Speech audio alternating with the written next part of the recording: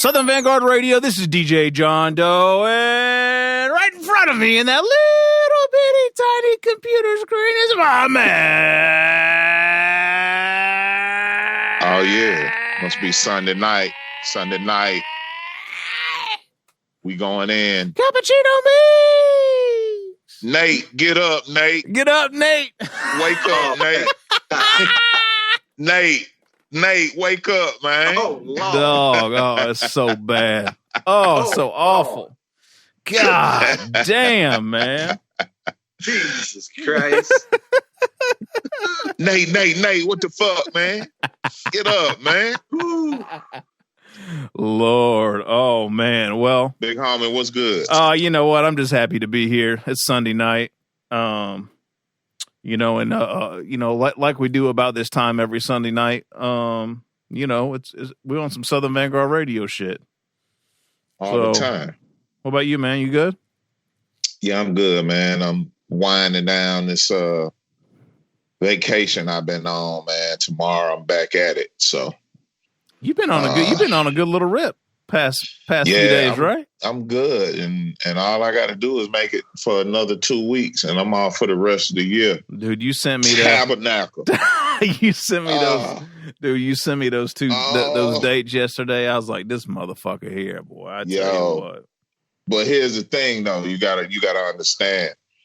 Ain't no pandemic for me. You know what I'm saying? The company I work for, the organization I work for, has been closed since March of this year. The offices have been closed, right, to the public. Right. We sent everybody home to work from home in March, but I don't have that luxury. So if I'm not actually at the office, if I'm not actually working, I either don't get paid or I don't have a job. So I've been working this whole time, been going to downtown Atlanta this whole time. I've been in the office. I've been in all of our locations this whole time. So it's just like, yeah, I don't have that luxury. However, if they do the right thing and shut the country down again, I will find a way to work from home. Trust you me. That's definitely in my plan. But it's been good, man. I had some good time off. You know, I've been with my family and we good, man. So I'm thankful. Yeah, man. Same here.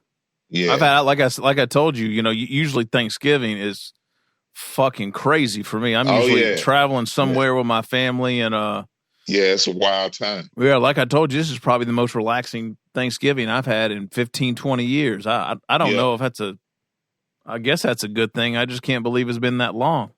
It's definitely a good thing, man. And you have to take it for what it is, man. For sure.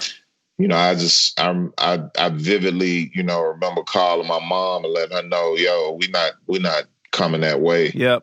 This year, and pretty good chance we ain't gonna see you for Christmas either. Right. You know, my mom is in that age range, and I'm just like, if we made it this far, yeah, man, we just gonna keep rocking like we've been rocking. So, so yeah, man, I'm not tripping off that. I really don't do a whole lot of goof ass shit for the holidays anyway, just because I'm a curmudgeon, and we don't believe in such foolishness. It's Scrooge season. Yeah, I don't wear it on my sleeve like you do, homie, but I am in those ranks. Well, like, I really don't give a fuck about none of that shit. Well, here's the interesting thing, though. I think what truly kicks off Scrooge season for me is all this fucking rigmarole that like comes with the holidays. And don't get me wrong, I love doing that stuff with my family, and I know my family's excited about it. I'm excited about it too. But there's just a lot of, like, in my opinion, unneeded and unwanted stress that comes with the holiday seasons in a number of ways. And usually it's about Thanksgiving time when it kicks off. But you know what, dude? I've been easy street this week, bro. I was just talking with my wife just this evening. Just like, this has got to be the most relaxed I've been this time of year. Yeah, in a long time, dude. Yeah, you got to enjoy it, man. You got to make the most of it. So man, I'm not mad at it. I'm not mad at it at all. Yeah, it's good shit. Yeah, we tried to get together and watch that fucking fight last night, but that didn't work because I'm being a good, upstanding citizen of the world right now, but homie, I want you to know we wasn't even tripping off that shit. Yeah, I know we you totally understand. It's like the different variations between the households. You know what I mean? Yep. My household versus yours. Shouts out to DJ Pocket. You know, DJ Word. Pocket's household versus yours and mine. Yep. And you just got to do that shit. Yeah, man. Ain't nobody tripping off that shit, man. We Yep. cool. Yeah, I got you. Yeah, we'll All do right. that shit another time. Yeah, we'll do that another time. All right. doubt. Shit, let's get into this rap shit, man. Enough of this fucking Thanksgiving talk and holiday talk. Yeah. This is the first Fuck time that you're shit. listening. This is Southern Vangard Radio. We drop twice a week. On Tuesdays, it's a mix show. All the latest and greatest hip hop. Meeks and I just talking just an awful amount of shit. I mean, we're still in this COVID era right now. So, you know, me and Meeks have been doing this shit virtually since March. Usually, you know, my dude's here at Dirty Blanket Studios, and we're really ripping shit up. But, you know, we're holding this thing down while we can. And then on Thursdays, we have an interview session with a DJ or MC, producer, behind the scenes person, you know, within the culture that we love, you know, so much and hold so near and dear to our hearts. So make sure you subscribe on all your platforms. That's Mixcloud, SoundCloud, Stitcher Radio, Apple Podcasts, Spotify Podcasts, Google Podcasts. Hit YouTube. For whatever reason, makes a lot of folks been hitting YouTube here lately. So, you know, go run up those YouTube follows and plays, man. I'll take that. Yeah, we'll take it. We're gonna work something out visually for y'all as soon as we can. Yep, you know it. I think that's how we gonna turn the corner on this shit. Yep, for sure. Yep. And then Meeks, we have some affiliates as well to help spread the word as well. Yeah, we got atlhiphop.com, I am classic rawradio.net, Return of the BoomBap, WRBB, X Squad Radio, X Squad affiliates, and Soul Public Radio out on the West Coast, Cali. All right, there we go. Yeah. All right, so I'm really excited about this evening because, one, I'm a DJ and producer and maybe a half-ass engineer. I wouldn't know if I call myself an engineer. But this the engineer talk gonna be good tonight. This is my. I mean, I've been. I love these types of interviews, man. I got some questions. And this brother right here has been behind probably one of the most definitive. I hate using the word movement. You can say it's movement though. It is definitely a movement, and a number and of it's important to attach that term to what's going on right now, because that's what's successful right now. These movements, whether it be collaborative movements or these individual movements that we see in the culture right now, they're very important. They're very polarizing because that's what's keeping this shit going right now. So yeah, movement is a good word. Indeed. So we've been playing, you know, a ton of music that this gentleman has been behind the boards on. And boy, I'm hoping the behind the scenes stories are going to be insane tonight. So, and this cat's got a lot of history too. So, you know, first off, big up. Actually, I think it was G4 Jag who connected us originally. But you know, let's get into this shit, man. Without any further ado, Vangardians, welcome. Yeah, Big Frenchie, Big French. Yeah. John Doe. Yeah, man. Yeah, we got the G Code live and direct tonight, man. Y'all buckle up and get ready. We finna talk some shit. French, how are you, man? I'm chilling, bro. Yeah. Coming off that turkey high. Yeah, right. that turkey nod. That turkey hit you like that heron. Yeah, that turkey slow. Out. It's that tryptophan, you get? Hell yeah. French, did I see you were able to connect with your parents over the over the holidays, man? That's dope. I went. I'll tell you a quick story. Yeah. All of our parents are a little up there in age, so I definitely wanted to be sure that I was straight before I went to go see my moms and shit. So I went and stood on a long ass line for the COVID test, right? Mm-hmm. So I get to the front, almost the front, right? Mm-hmm. And the security guard is standing there. He goes, "Okay, from this point, you got another 2-hour wait." Damn. I'm like, 2 hours? At the front of the line? Yeah, I'm like, what the fuck? I'm like, you know what? And that's when the Harlem slickster kicked in. And I'm like, oh, hold up, bro. Come here. Let me talk to you for a second. I went to the security guard. I'm like, yo, bro, how much is it going to cost me to get in? You know like right now. Right now. Exactly. My back ain't going to let me stand here for 2 more hours. You know me? So he's like, well, he's like, everybody's going to see me take you in. I said, we at a clinic. They don't know why you taking me in. Right. I said, all right, here's what you do, bro. Go back inside, fuck around for a minute, come back and then ask who needs to go to the bathroom. He said, okay, that's a good idea. So he goes away. He comes back about 10 minutes later. Who still needs to go to the bathroom? You need to go to the bathroom, bro? He points at me. I'm like, hell yeah. So hold on. But how much though? How much? The beauty of it was he didn't ask for a specific price. You just hit him? On my way out after everything was said and done. Yeah. I tossed the nigga a little 50 piece. Oh, okay. Hell yeah. That's what's up. You know what I'm saying? That's what's up. If anything beat that motherfucking 2-hour wait. I know that's right. Waiting an hour. You feel me? I know that's right. Not to mention the game you just gave him. He got a new hustle. He's got a new hustle. hustle. Yeah. Hey man, everybody need money. Hell yeah. The world go round. You feel me? No doubt. Yeah, French, I had to hang out on one of those. I don't violate no HIPAA laws or nothing, but you good though? I'm straight, bro. Okay. That's what's up. Totally good, B. All right. Oh, yeah. Oh, my COVID test came back totally negative. I'm good. Okay. I went to go hang out with moms. I ate good. You know what I'm saying? Yeah. You know how it is when you get that, when you get home with moms, how she treats you. You know what I'm saying? Yeah. A brother didn't have to do nothing for several days. Non-stop. I already know. You know what I'm saying? Eat, sleep, smoke, and repeat. Yeah. Yeah, man. That's the life. That is the life. But as you can see, I'm back in the studio, so I see. You know, yeah, man. It's a wrap for that. I enjoyed it, but it's back to work time. Time to get back to work. What you working on right now, French? The whole Loyalty or Death LORD MOBB movement. Okay. And we just dropped number 11 on the last Friday, I believe it was. Yeah, and Thanksgiving, right? Thanksgiving at midnight or something like that, I guess, or. No, it was the day after Thanksgiving. Yeah, Friday. Okay, gotcha. Friday. Word. I'ma spark this up. 11. What you working on now, French? You getting ready for the people right now? The 12th album for this year for Flee Lord is going to be entirely produced by Havoc from Mobb Deep. Ooh. Oh my Lord. Oh, that's how we ending the year. That's crazy. And then and you get to like put the final touches on that, right? Oh yeah, Once I record, mix, and master everything. Wow, man, that's crazy. Y'all putting in some work, man. That's crazy. I can't wait to hear that shit.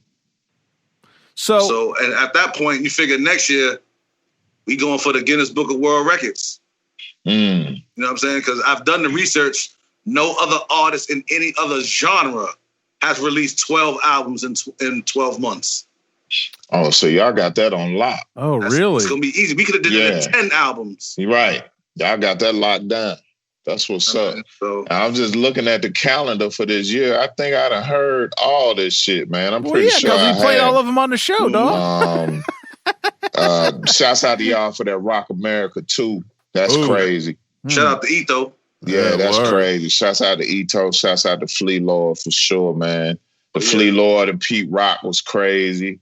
All right, shout out to the big brother Pete Rock. No doubt. You know, it was definitely an honor to be in the studio with that man. Yeah, that's one of the stories we got to get, but we'll work our way to that because I'd like to know what that work dynamic was like, man. For sure. I've heard things. You know what I'm saying? Okay. Well, I will definitely give you the story of how I was in the studio with Pete Rock. That's no problem. I bet.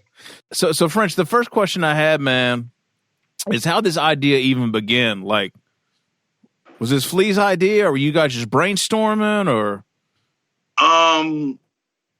Well, it was his idea, yeah, but I'm trying to figure out how it came. Like, it was just like one day he woke up and said, "You know what we're gonna do? We're gonna do 12 albums this year, one every month." Wow. I'm like, all right, it's gonna be a lot of work. It ain't gonna be easy, but let's do it. Right. And here we are at number 11. You know what I'm saying? Working on number 12. It's crazy. I mean, to commit to something like that, because you guys started talking about this pretty early on in the year, right? Like, when did you guys? I think we figured it out around maybe February, because we didn't drop one in January, so we dropped 2 around September. I think it was. We dropped 2 albums at once. Shit, that's a world record right there. You know what I'm saying? We dropped. Yeah, right. I believe it was Loyalty and Trust 2 with Special. They Pray for the Evil. Oh, Pray for the Evil too?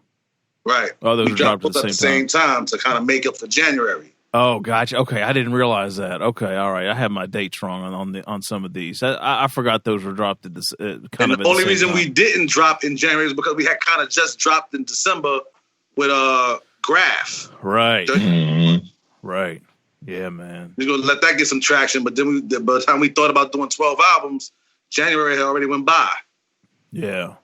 We caught every month after that, and then we dropped 2 to make up for January. So now here's my thing, French, is like, you know, you're not talking about some average sounding records here, right? Like not at all. I mean, these are, you know, for the most part, you know, this is what I'll call like true, full kind of like finished production. Like these aren't like people slopping loops together and shit. Not at all. This is a full on production each and every album. I mean, like right.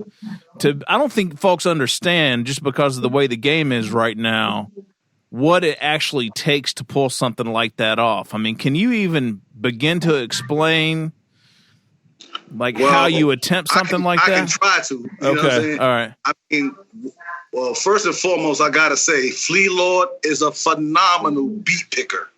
Yes, he is. The beats he picked for himself fit him like a glove. Yep.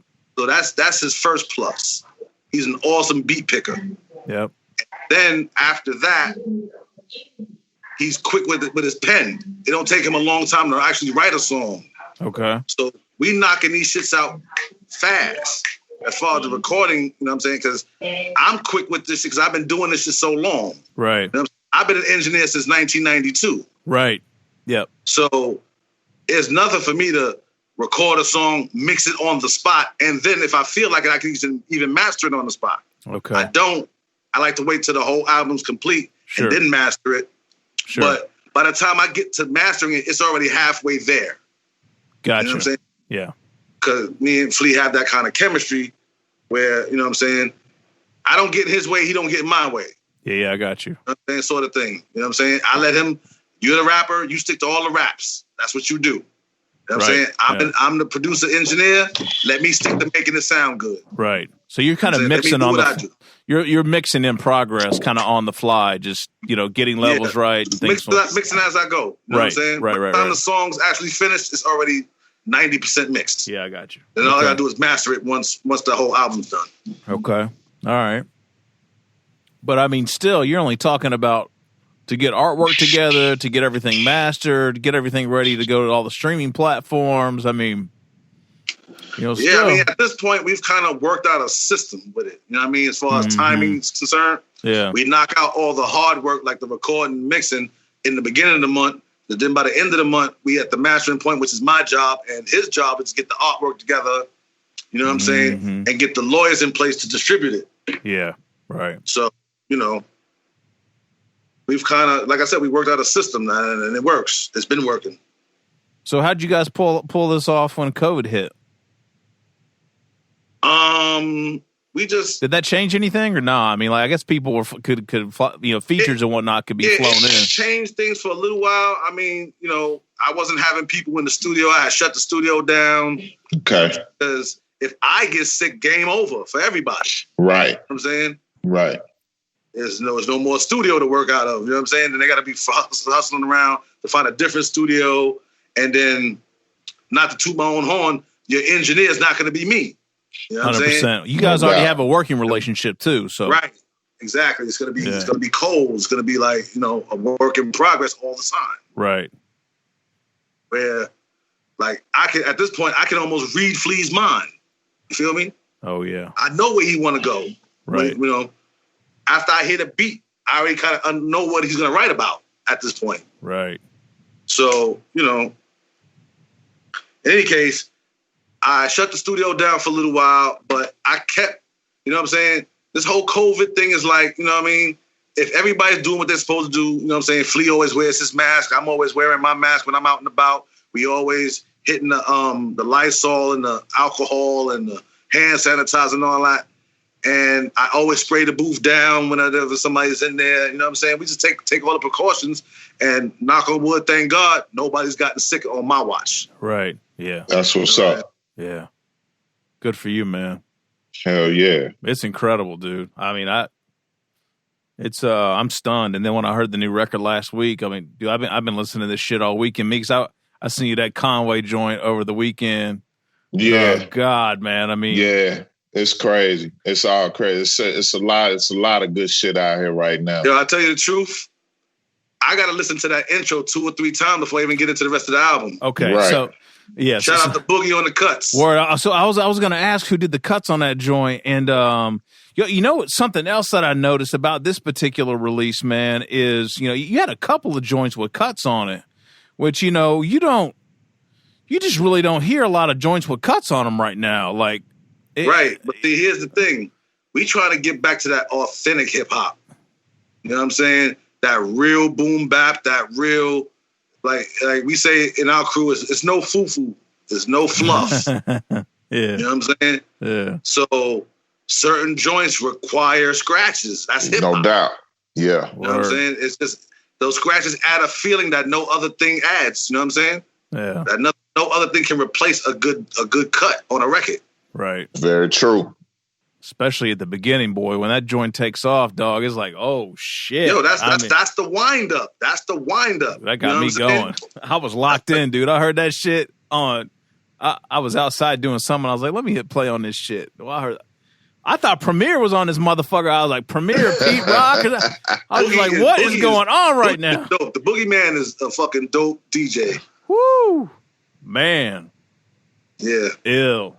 Meeks, I've been hogging a mic, dude. Good. I was just about to say, French. If Boogie get too busy, man, you're looking at one of the coldest DJs ever touched turntables. I got right you. There. No, I already know John get busy. Yeah, DJ John Doe.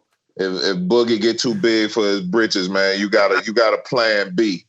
Exactly. French. All I want to know is at what point that you decide made the conscious decision that this was going to be your contribution.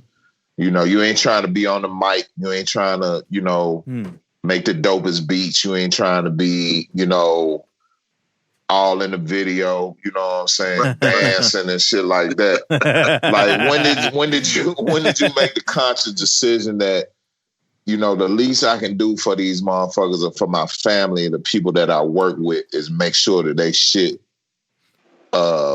sonically is on point. And that's gonna be my contribution to the game. Well, I actually went to school to be an engineer, and what made me go to school was because I wanted to make my beats better. Okay. I had noticed something about Dr. Dre's production. Mm-hmm. Dr. Dre got away with a lot of almost whack beats because they were mixed so well. Right. You forgot it was trash because it was so sonically correct. Okay. You just, you know what? I'll deal with how trash the record is because it is mixed so well. You got to appreciate it regardless. Right. Yeah. So I said, you know what? I could do that. Okay. Right. Gotcha. I was already a DJ. I was already a producer. I said, you know what? Let me go to school for engineering just so I can make my own shit sound better.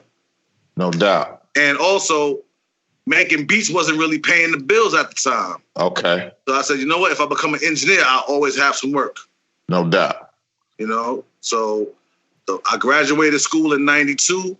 I was head engineer of a studio called Noise in the Attic by 93. Okay. Damn, okay.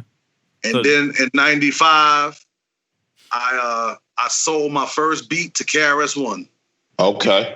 Oh shit. Did that ever drop, French? Yeah, it's called The Automatic. It's on KRS-ONE's solo album right after he left BDP. Wow. Oh shit, I didn't know that. Fucking awesome. Damn. And then that same year, I engineered DOO WOP and the Bounce Squad 95 live mixtape. Wow. Oh shit. You engineered that? Yeah. That long ass intro in the beginning, that 30-minute intro. Yeah. Yeah, I was in the studio with all them motherfuckers. No shit. Crazy. Wow. See, this is that French, shit, Meeks. This is that shit. French, do me a favor. Talk to somebody that's listening right now that's on the fence about wanting to take that step of going to school. That may be hesitant or may not, see the end, the light at the end of the tunnel from, like, how long was the program you was involved with? About a year and a half. Somebody that doesn't see the light at the end of the tunnel and thinks that a year and a half is like a life sentence or something. Like, talk to that person right now. Listen, man, if you can afford to go to school, go to school. You know what I'm saying? Because school is going to teach you stuff that you're not going to learn just interning.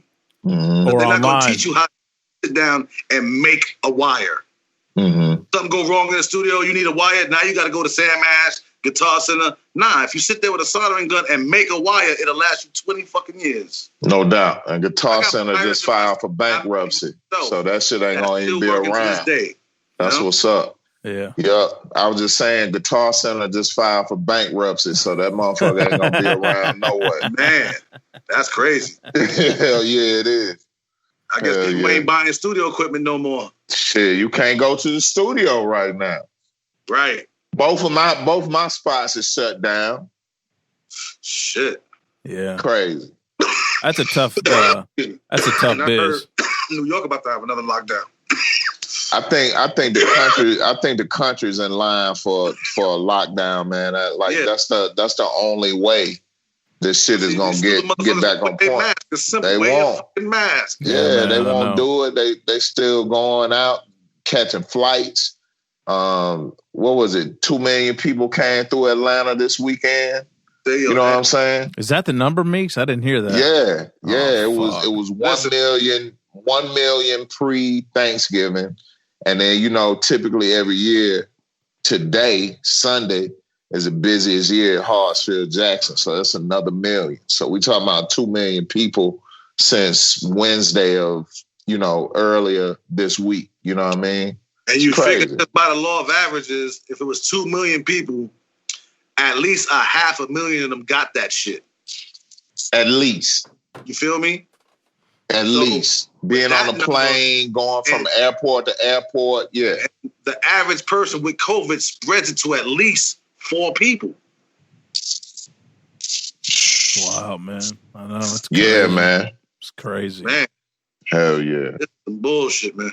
It definitely is. So French, 92, man, you were still in analog world then, right?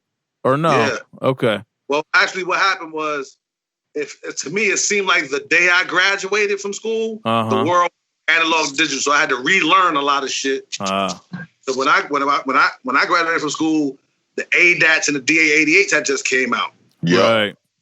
And I hated that shit. Oh God. Really?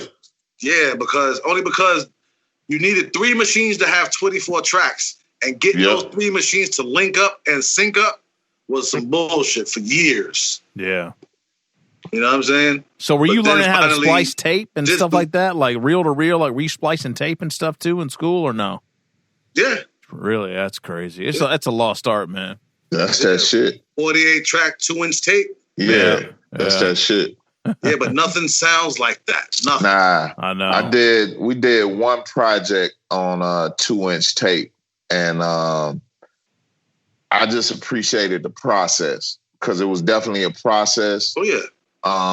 Just to even go find 2-inch tape was an adventure in itself. You know what I mean? So, I wouldn't want to do it again, but I appreciate that experience and that process we went through putting that project together. That's definitely analog recording is definitely a lost art. Yeah, for sure.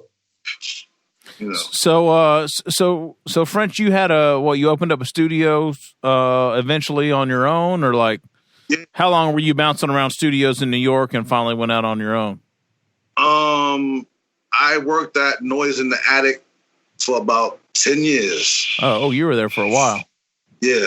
Okay. And then I started bouncing around. I was at Quad. I was at Chung King. I was at Hit Factory for a little bit. You know what I'm saying? I was just basically an engineer, work for hire. You call me, you tell me where you at, and I come to your studio and we can make it happen. Gotcha. Okay. And then I opened my own studio on 30th Street, maybe around, I want to say, 2000. Okay. All right. Yeah. And I was there for about another 5-6 years. And then I thought about it. I'm like, wait a minute. The rent went up. And then the landlord was like, yo, I don't want studios in here anymore. I want to turn this into like a clothing factory. I'm like, are you fucking serious? So he like doubled the rent. I was like, you know what? I live alone. What the fuck I need a living room for? Right, yeah. So I spent some money and I turned my living room into a full studio, as you can see. That is. So we're in Frenchie's living room right now. I see. I've been in this room for 10 years. I just made 10 years, and a couple of months ago, I just won the award for the best studio in New York City. Wow. Congratulations, awesome. Man. Congratulations, man. Thank you. Hell yeah.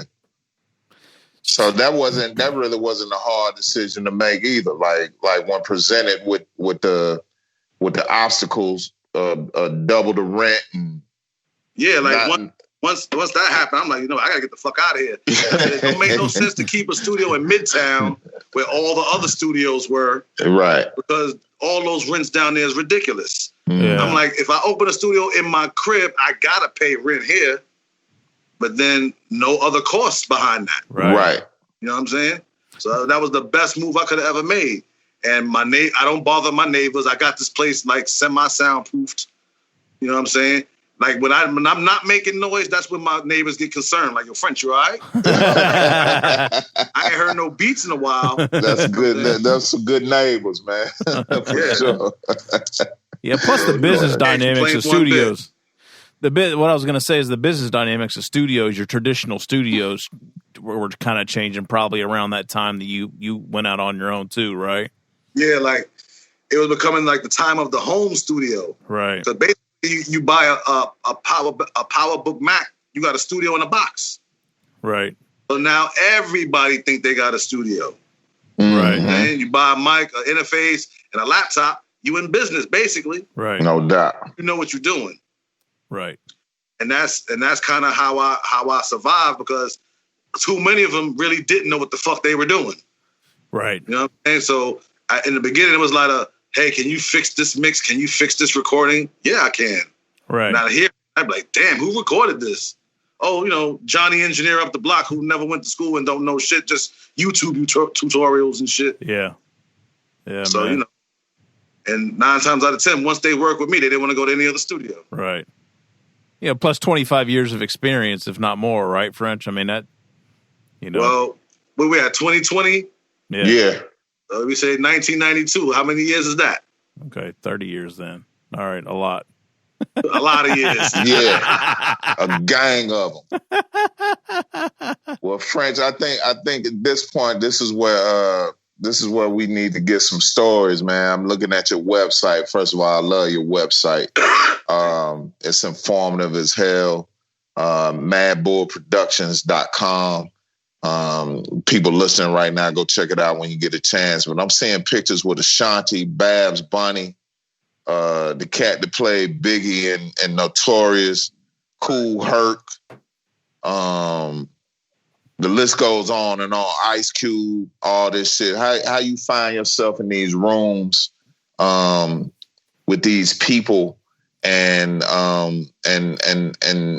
once you tell me that, tell me your wildest night in the lab, like whether it was in the Midtown studio or where you at right now, like how that shit go down for you. What's some of the shit you seen, man, over the years?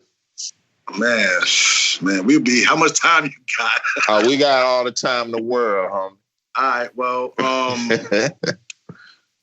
how I got in the room with them people you see in them pictures is just a lot of times doing what I've been doing for so long. Like I get invited to a bunch of shit, and I'll show up. I'll pull up. You know what I'm saying? I'm not too big to I'm not too big to be there. Nah, I'm gonna pull up. You know what I'm saying? And network.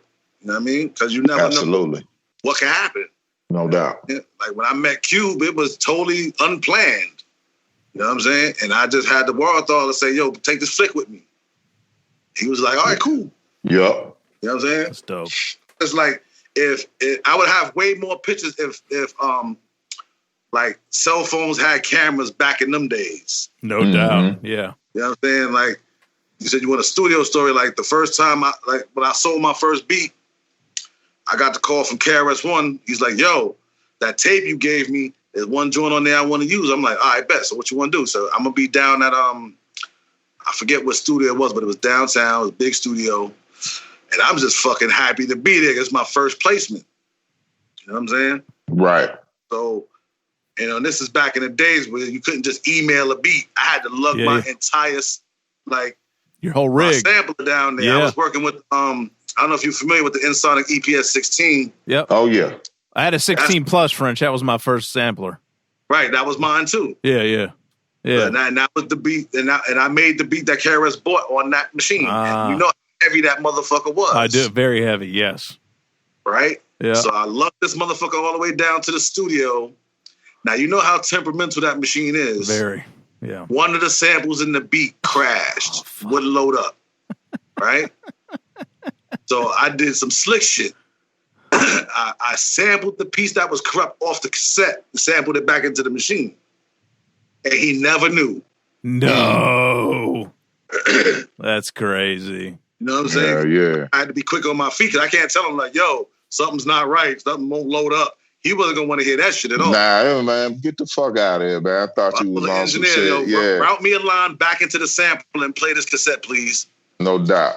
And I sampled that shit back in, and he never knew the difference. You're a wild dude, Dope. man. Hey, you know, Dope. I try to be quick on my feet, man, because, you know, these opportunities only come around once in a lifetime. That's right. I'm in the studio with the the greatest MC of all time almost. You know what I mean? No doubt.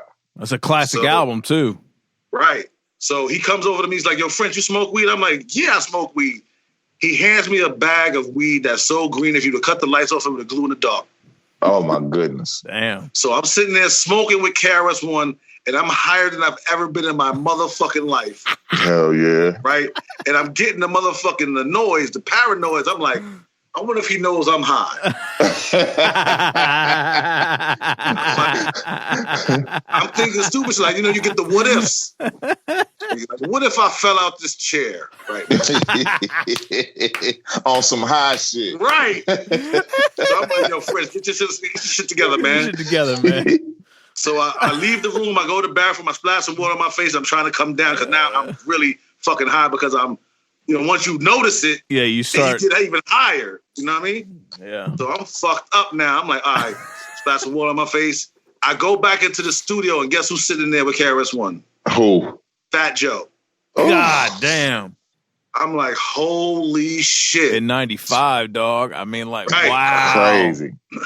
Right, so I'm geeked right at this point. I'm like, am I about to have Fat Joe and KRS-ONE on my first beat placement? Right. And sure enough, I hear KRS-ONE say, yo, Joe, get on my record. I'm like, holy shit. Nice. What's happening right now? Damn, nice. That's ill, French. But that's at the time, he was kind of like, really 90% done with the record, so all he could really do was the shout-outs. Yeah. Mm-hmm. And he did the shout-outs, and he shouted my name out. I was like, Mama, I made it. I made it. I'm official now. Right. I hear you. But then it's time to get paid. Mm-hmm. Right. Right? That was not automatic, right? Nah. Right. The song's called The Automatic, but the payment wasn't. Right.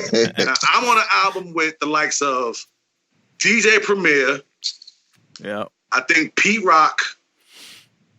Buck Wild on that joint? No, not Buck. I think Buck Wild might have been on that joint too. Yeah. Like, I'm on an album my first time out with all the legends at one time. So I'm like, yo, Chris, I know you paid them niggas. Oh, for real. I mean, I know I'm the new guy. It's my first time out, but don't do that to me, bro. Hey, they didn't lay that beat down until they got paid. Right. You know? So then, you know, It was a little bit of weight, but then the check finally came. I was geeked, and I went and bought a car. That's dope, man. That's that's such a fucking great story. Hell yeah. Oh God. Yeah, man. Wow, French, that's wild, man. That's wild. French, tell me about a time you find yourself going through the motions. I guess just on some work shit. Like the artist might not even been that fire, or they came in on some bullshit, or you know what I'm saying. You just had to bide your time until you can get the motherfuckers up out of there, and it'd have been straight. Man, listen, let me tell you something about the studio business. Mm-hmm. Motherfuckers, the most talented people don't have a lot of money, but the wackest, unprofessional motherfuckers have all the money to burn. Liquid assets. It's crazy. You know what I'm saying? Hell yeah. You get a motherfucker who booked some time, and he'll come in and say some dumb shit like, yo, what up? Where's the beat? The fuck you mean, where's the beat? Well, this is a studio, right? Yeah, but the studio don't supply you with the beat. You're supposed to come with your beats. Right. Oh, but you got all these machines. You can't make me a beat right quick? I don't know you, man. That's a whole nother discussion. First of all, and beats ain't free. Right. That. Right.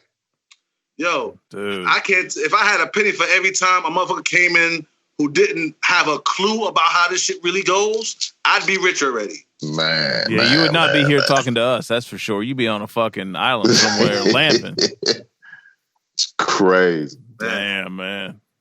Listen, I've had some of the craziest sessions in the world. I believe it, bro. Listen, I'll tell you another quick story. Please. I had a client once call me up. Hey, is this the studio? Yeah, it's the studio. What's up? I want to book some time. All right, cool. So she did what she had to do. She dropped a deposit. All right, so we locked in. And she comes to the studio. She gets in the booth. I play her beat. And this chick started yodeling. If I'm lying, I'm flying. Okay. I don't doubt the story. My thing is, did your school prepare you for yodeling vocals? Yeah. Ironically so, yeah. Because how about this? Like, rule number one of any engineer, this goes to every engineer. Y'all should know these rules. Rule number one is you don't have an opinion. Yeah. You feel me? You're just doing a job. If they paying you, you work for that person that's in the booth. You don't have an opinion, and they're gonna ask you, yo, how'd it sound? Was that a good take? You know what I'm saying? Lie. I mean, I can't put any plainer than that. Lie. Especially if you're in there yodeling, right? Because here's the thing.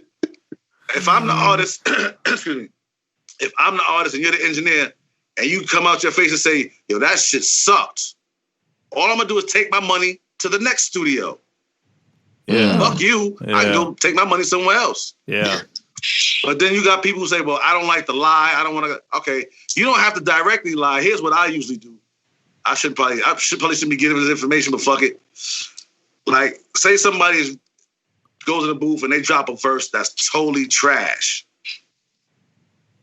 Yo, French, how was that? Oh, that was out there. That's out there. Because that could mean any fucking thing. Exactly. Yeah, it's like when someone says, that's interesting. Like, what the fuck does that mean? It's not that it was dope. It's not that it was trash. It was... Yeah. It was out there. Oh, man, it was out there. Now everybody's left to make their own meaning of what that shit meant. Right. He must have liked that shit. Right. Let me do this second verse right quick. That shit was out there. In my zone. It's out there. Oh, Lord. Oh, boy. And I've said that shit was out there to anybody that's listening. I wasn't talking about you. That's the realest shit ever. Yo, French, what kind of weaponry you working with over there, man? What's the major components of the sound you got coming out of your room? Well, I'm using a Mac desktop OS. You know, if you go to 10 studios, none of them going to be running Macs.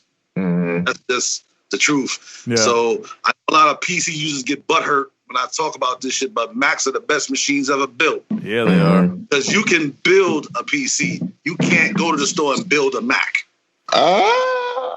Unless you can make a Hackintosh. Yeah. Okay.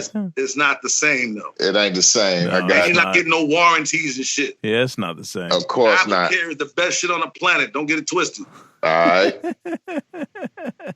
You're all in the box though, French?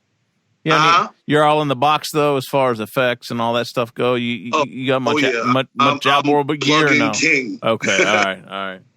Got all of them. I don't have all of them. I have all the ones that work for me.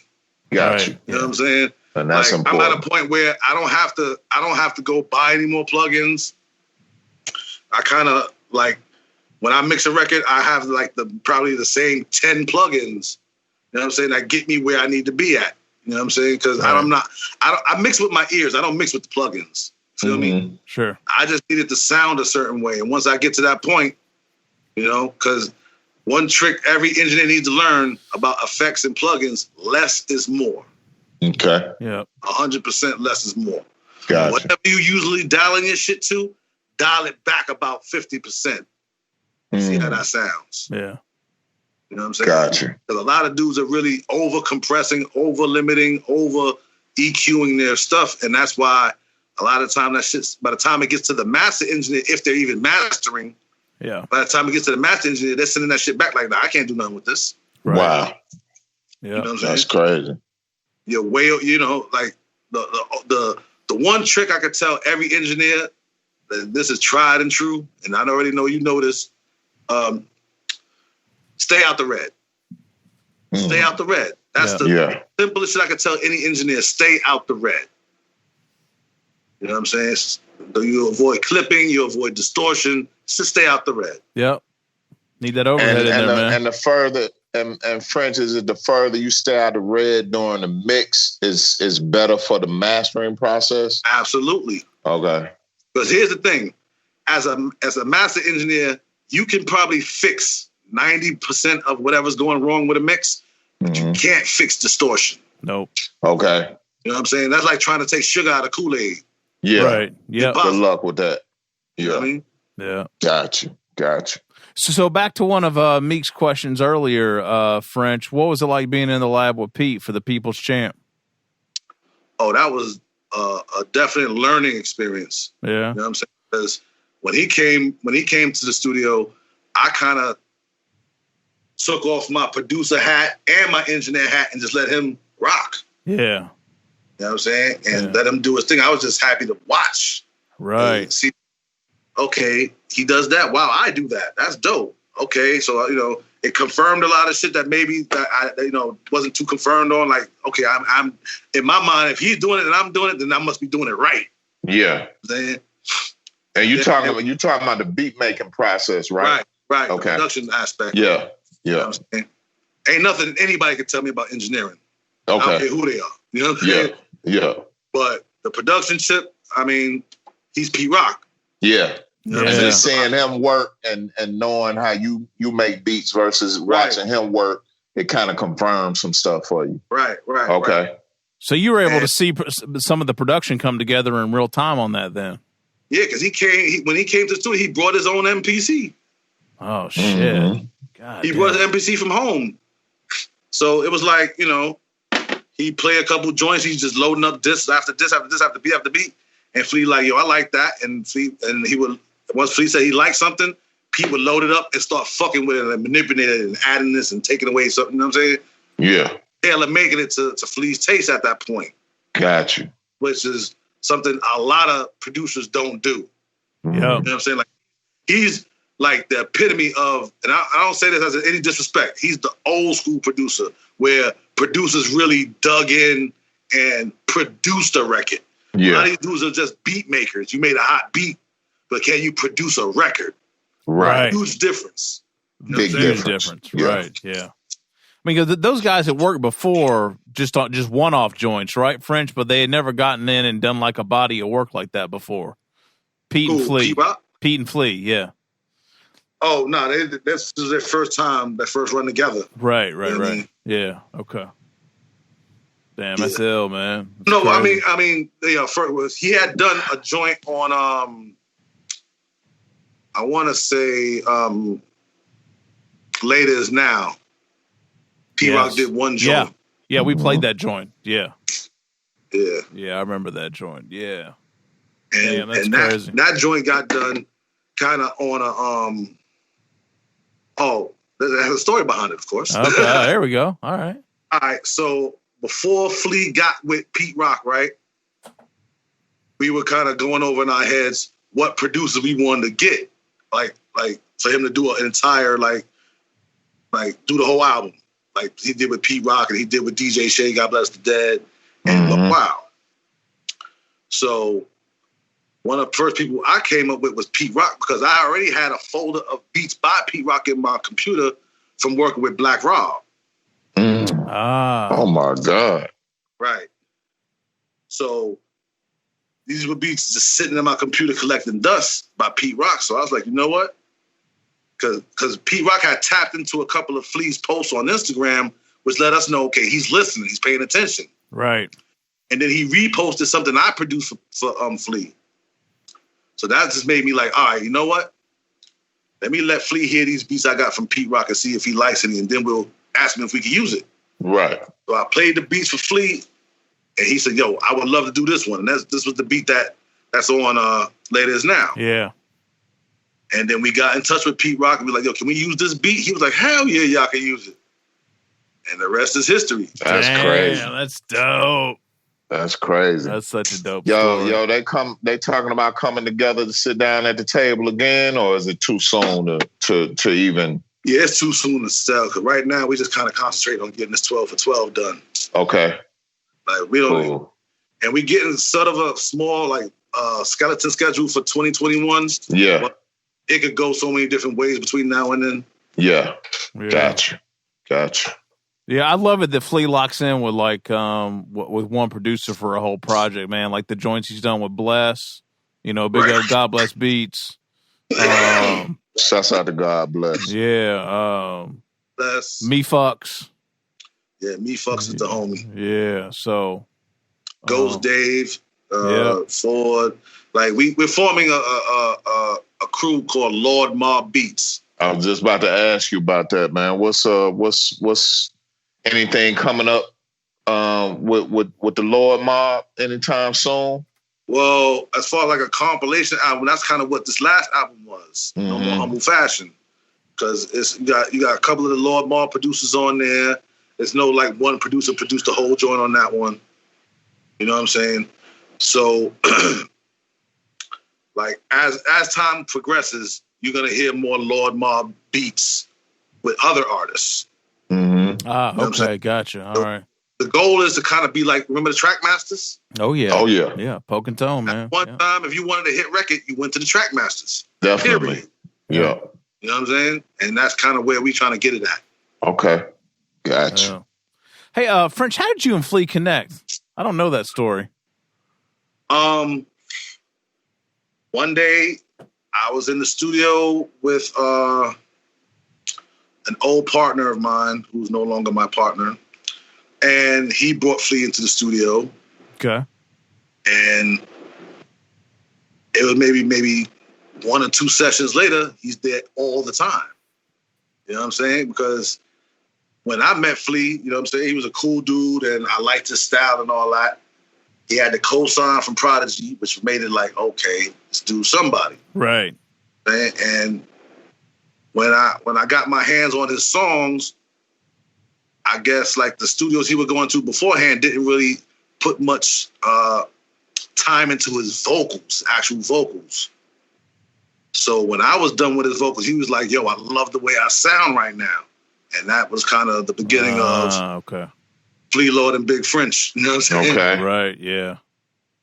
Because I really try to bring out the best out of his vocals, you know what I mean? Yeah. He got that raspy, Yeah, his vocals is grimy as hell. Yeah, kind of voice got to be mixed a certain kind of way. Exactly. It does. Yeah. Yeah. You just can't slap some compression on it. All right, we done. Yeah. You got really. There's certain different frequencies you got to bring out of a voice like that. No doubt. I think I kind of figured it out for his voice anyway. Right. Yeah. Right. Yo, friends, do you make him take care of his voice and his vocals and shit? Like do you? Oh yeah, I try to. I mean, yeah. At the end of the day, he's a grown man. He gonna do what the fuck he want to do, right? Really? He gonna drink that but, hand and all that other shit. But he kind of respects me like a big brother. So if I say, "Yo, bro, you got to really relax on your vote," I hear the raspiness. Like he'll get hoarse quickly. Yeah, you know what I'm saying. And he gotta sometimes like, you know what? Let's not record anymore today. You gotta rest. You know what I'm saying? Yeah. No doubt. We'll just stop recording for that day and probably get into some beat shit or whatever else. We'll do something else, but you gotta let his voice rest sometimes. Yeah. No doubt. You know what I'm saying? Between, especially around the time he was, going back and forth on tour before COVID. Mm-hmm. You know what I'm saying? All that on stage, yelling and all that shit, and then the after parties and shit. Yeah, that's rough. You know how that shit go. That shit takes a toll on the voice. And bro, if you're a rapper, your voice is kind of your tool. Yeah. You know what I'm saying? Yeah. You gotta take care of that shit. That's the money. Yeah, French, I think you tried to help me tee up an interview with Flea, and I think actually we had to cancel one of them one time because his voice was fucked up. His voice was gone. He'd been on I guess he was running around with Griselda and whatnot at the time. Yeah, I think that's right around the time he just got off tour doing the which tour was that? The very last tour. Machine. What would Sheen done? Yeah, what would Sheen do? What would Sheen do? Yeah. I got a question, French. When did you guys, you and Flea and the crew realize this shit had hit a new plateau where things were starting to work? Was there one particular moment or record or? Nah, I mean, it was just kind of the thing where a while ago we just put the shit into the universe like, yo, we're gonna win, no matter what. You know what I'm saying? And those were Flea's words, that we're gonna win no matter what. And the boy's a machine. You know what I'm saying? Like, I know you've seen his lives when he's in the post office mailing off 500 packages overseas of merch and CDs and shit. Like, he does all that shit by himself. Oh, really? That's what's up. And then he'll leave the post office after doing all that. And that shit, like filling out forms and making sure every address is right, that shit will zap you. That was my lifestyle for a lot of years. All right, now bust this. Yeah. He'll leave the post office and come directly to the studio and knock out 4 records. Yeah. You know what I'm saying? If you're doing it, you got to do it. I'm not done. Yeah. Leave the studio and go get his kid from school. Yeah. You know what I'm saying? From school, back home, daddy time with the kids, homework, all that shit. And then come back to the studio and knock out another 2 or 3 records. Yeah. And this is just within 24 hours. We still talking the same day. No doubt. Right. You know what I'm saying? Yeah. And he'll do that 3 or 4 days in a row. Yeah, that grind is phenomenal, man. You dig what I'm saying? So, hell yeah. You see the bags under his eyes and all that crazy shit he's doing horse. That's why. That's why. Yeah. You know what I'm saying? It's Got not for no bullshit. It's because the man is doing everything and most of it by himself. Yeah. I mean, we all help where we can, but a lot of that shit he wants to do. He wants to do. Yeah. Like, I'm going to handle this. I got this. I'm going to handle this. All right. So we sit back and do something else. Yeah. Yeah. That's what's up. That's not mad at that at all, man. Respect. So, man, when you guys gonna take a break, French? Or is that just not? Ain't no breaks, man. You take a break when the bag comes. I know that. I knew the answer to that. I just wanted to see what you'd say. Take a break when the bag comes. When I can go drive back to South Jersey to my mom's house and go, you know what? Leave all this shit here. Come with me, and I drive her to her new house that I bought her. Then I could take a break. It's at that point. You know what I'm saying? Got you. We can do that. We grinding. Right. Yeah. And my father told me a long time ago, hard work ain't never killed nobody. Yeah. Nobody. Yep. That's right. No doubt. What would it take? Like, what's your not end game, but I mean, like, what you guys are just grinding, just doing the indie thing right now, man. Like, what would you guys like to see ultimately? Like larger distribution, or you know, I mean, I don't know. I mean, going to a major is kind of weird these days. Get into a space of financial independence. Yeah, you know what I'm saying. Whatever avenue that we need to take to get there to that point, where we are financially independent, each and every one of us that's in the crew, because it's all about all of us. It ain't just about one person. Yeah. You know what I'm saying? You know what I'm saying? It's kind of like, you know, the military. We no one gets left behind. Got you. You know what I'm saying? Right. Once we all right, once we all good in this crew, Lord Mobb, once we all good, then, you know what I'm saying? Yeah. So it don't stop. It's not going to stop anytime soon, because we got a lot of work to do. Right. Mm-hmm. Yep. You know what I'm saying? Yeah. Is it in sight? Is it attainable, or just like you said, there's still so much work to be done? I mean, I can't lie. Like, all of our lives, well, at least I know within the immediate circle, all of our lives have improved. Okay. Since we've been doing this. Dope. You know what I'm saying? Glad to hear that.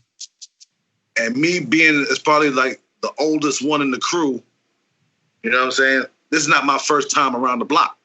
Word. So I've been in this position before. And this is a good place to be for us. Okay. Because after this comes the crazy shit. You know what I'm saying? Okay. Like, once we do actually finish with this 12 for 12, what can they really tell us at this point? You know what I'm saying? We put out 12 albums in 1 year. Nobody on earth has done this. Word. You know what I'm saying? So, you know, after that point, I'm sure there'll be interviews, and with you know, we talking Sway in the morning and Wendy Williams and all that crazy shit. You know what I'm saying? All that shit's gonna come once everybody realizes what we've done, and it's all official. Every album is on Spotify with a date next to it. No doubt. Right. You know what I'm saying? Yeah. So that's, you know, dope, man. I'm rooting for y'all, man. I fuck with y'all, man. Hell yeah. The whole crew, man, from top to bottom. I see what y'all do. Yeah, man. You know what I'm saying? Southern Vangard been around since the kind of the beginning. Yeah. Yeah. You know Yeah. We hit 6 years in January, Fred. So all right. we kind of jumped in at the right time with, you know, with everything that's going on, from, you know, Lord Mobb to Flea has only been dropping albums since 2017. Yeah. Okay. Yeah. Yeah. So y'all was already around a few years by the time we got on the scene. No doubt. Yeah. Yeah. Yeah, And man. it was kind of the timing was just kind of perfect for when we jumped on. But it's just like now seeing how everybody has kind of had a starting point and where they progressed to where they at now. It's kind of awesome to just witness it. You know what I mean? So we've watched each other grow. Yeah, absolutely. Yeah. So we're gonna continue to do that, man. We salute y'all. We salute y'all. Right back. And it's home for y'all over here, man. Anytime you want to send something our way to test it out or whatever the case may be. Let me tell you something. Yeah. The moment they get a hold on this COVID shit, I'm coming down there. You shit. Oh, well, there it is. And we got that on tape. Word. The moment they get this COVID shit under wraps, because I ain't gonna hold you. I love to travel. No doubt. Yeah, man. You know what I'm saying? Yeah, we the same way. We've been itching to get somewhere. We're gonna be up top. It's funny. Yeah, it's funny. Before it popped off, we was making plans to come do an event with your man. I forget his name. Top Shelf Premium. Yeah, we were working on some New York shit, French, actually. Top Shelf Premium. Top Shelf Premium. Yeah, that's the homies. Yeah, Mark. Yeah. Yeah, we was coming up there to do an event. You know what I'm saying? Bringing the South up north or whatever. Okay. You know, Top Shelf and Southern Vangard. We was gonna do something real nice. But it didn't work out. So soon, just like you said, we coming up your way. As soon as this shit clear out, we'll be headed up north. Yeah, that's what's up, man. Yeah, and when you get here, when you get down here, we got you. Oh yeah, I can't wait. You in Vegas this time of year, French? Is that what you said? Yeah, usually because I was gonna build a studio in Vegas. Oh, really? Yeah. Okay. But COVID kind of changed that plan quick. Right. I know everybody's itching to get back out, man. I know it's fucked up show money for y'all. Over the studio in Atlanta too. Yeah, man. Let's do it. Might as well. Like that's my personal goal, is to open a chain of Mad Bull studios around the country. That's what's up. Real quick, French, talk to us about the name Mad Bull Productions. How you come up with that? What's the math behind that? All right. Well, when I first became a producer, right, I linked up with a guy named Sugar Ray, who kind of taught me some things about production, because I was still one of those producers. I didn't have any equipment. I just had records that I wanted to sample. I would go to the studio and tell the engineer, "Yo, sample this, sample that, put this drum behind that," and then make the beat on the spot. And I met Sugar Ray in school. I graduated from the Institute of Audio Research, and I met Ray in school, and he taught me how to make beats on the Insonic EPS 16 Plus. So then I was like, you know what? We might as well start a production crew. And we were both Taurus. There it is. You know what I'm saying? Sugar Ray passed away. God bless the dead. My boy passed away. Rest in peace. You know what I'm saying? But I kept the name Mad Bull Productions, and you know, in honor of him. And like I said, we're both Taurus. Where we at with it? All right. There it is. Well, French, we've taken enough of your time, man. Thank you, brother. We really appreciate it. This has been a long time coming. Yeah, you guys, man, for real. Yeah. Tell everybody where they can go check you out. You can check out my website, madbullproductions.com. I'm on Instagram, Big French MBP. And everything else is on the website. That's what's up. Watch out, 12 for 12. Guinness Book of World Records, here we come. You know what I'm saying? Lord Mobb. Oh, never forget LordMobb.com. Yeah. You know what I'm saying? Got all right. CDs and the merch up there. You know what I'm saying? And No More Humble Fashion out everywhere right now. Banging. We're gonna play some joints on 273 for sure this week. So all right, that's what's up, man. We're gonna get into it. Shout out to my man Mike Powers. Love that intro, man. Yeah, no doubt. What's your joint other than the intro, French? Name one more. That's a top joint for you. Cut It 3 Times. Cut It 3 Times. Okay, beautiful. Featuring Westside Gun. Yeah, man. Woo. Here we go. Killer. Here we go. Killer. All right, my brother. Thank you, man. Enjoy your evening. We appreciate you, French. We'll talk to you soon, man. Anytime y'all want to do this again, let's do it. No doubt. We got you. Thank you, my bro. Peace.